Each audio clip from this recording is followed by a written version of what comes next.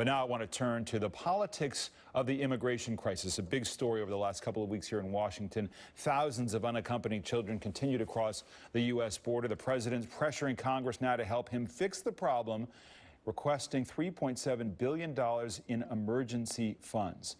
I've got two key members of Congress to talk about this. First, here with me, the Republican Congressman Mike Rogers from Michigan, chair of the House Intelligence Committee. Chairman, it's good to have you here. What does working with the president here look like to find a solution? Well, obviously, when this happened, it certainly appears that most of the parties have gone to their mutual corners, if you will, and we've got to get through that.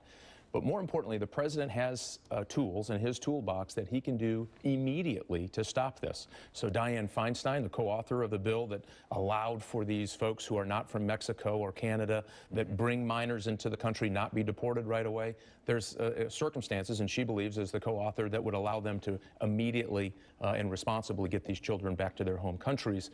And that's where the president needs to start. So he needs to re-engage, get folks who are doing administrative work on the border. They need to make sure they send a very clear signal. Here's the interesting thing.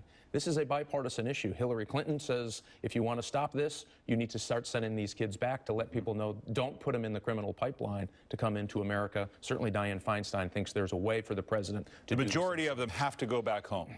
Is your point? Well, think about what we're doing. This isn't a walk in the park to get from El Salvador or Honduras into the United States. These are criminal gangs. These are organized criminal gangs. These kids are subject to sexual exploitation. They're subject to drug exposure. Some of them are being recruited or pressed into gangs along the way. We're losing these kids along the way. And imagine the experience.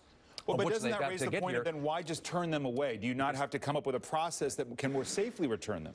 No, we can safely get them home. The problem is by encouraging the behavior that you see and not stopping this attitude that it's okay to put the behavior. Is that unfair to say the president somehow encouraging them to come? The policy on the border certainly is encouraging this behavior. If I believe, and I'm in El Salvador or somewhere else, that I can pay a criminal gang, think of that, to take my children through some very dangerous circumstances to get to the United States, and then they're going to open up with loving arms and keep those kids, you're encouraging that behavior. And right now, but that goes back to the 2008 law, right? No, I disagree. I mean, even Dianne Feinstein, Democrat from California, said that's just not right. That's a wrong interpretation of his authority to get those kids back home safely and humanely. But again, think about it. Now, all our command energy is on this, so all the borders folks are trying to figure this out, and how to put them around the rest of the country. That time, that energy is better spent trying to get them back home, and it's better for the children. You don't want kids exposed to this sex trafficking and drug use, and again, some of those kids are being recruited for gang use, press gang type activities in these criminal organizations, all on that route up to the United States. Do you lament, you're going to be leaving politics, do you lament the Republican Party's stand on immigration reform, on an unwillingness to come together to find some path to citizenship for those illegal immigrants here to somehow fix some of these problems? To say this is a Republican problem is just completely wrong. It's a Republican political problem for sure in elective politics, but is it not? The Democrats have the same problem. And so I think there's a way to move forward on this that's responsible.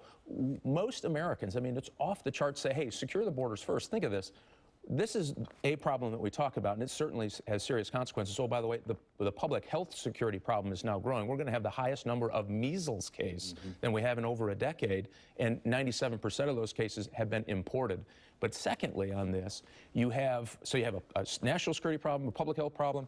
We have, from 10 countries of interest, Afghans, Pakistanis, Saudis, other places, Sudan, Somalia, Iraq, Iran. We know that those individuals are using the southern border to infiltrate the United States. That is a serious national security issue. And while all our focus has been on this, guess what? They're taking advantage of that opportunity. All right, we'll watch that as well. Chairman Rogers, always good to have your views. Thanks so much.